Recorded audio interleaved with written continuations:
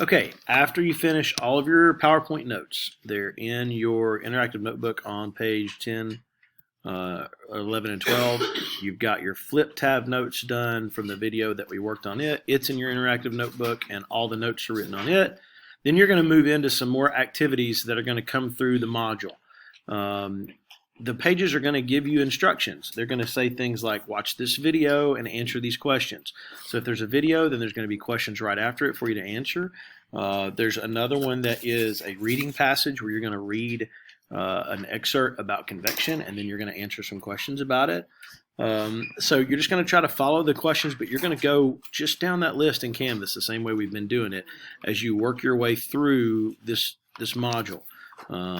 So if you have any questions, don't hesitate to ask, but you need to watch the videos and read the instructions before you come and ask for help, right? Let's try to do this on our own.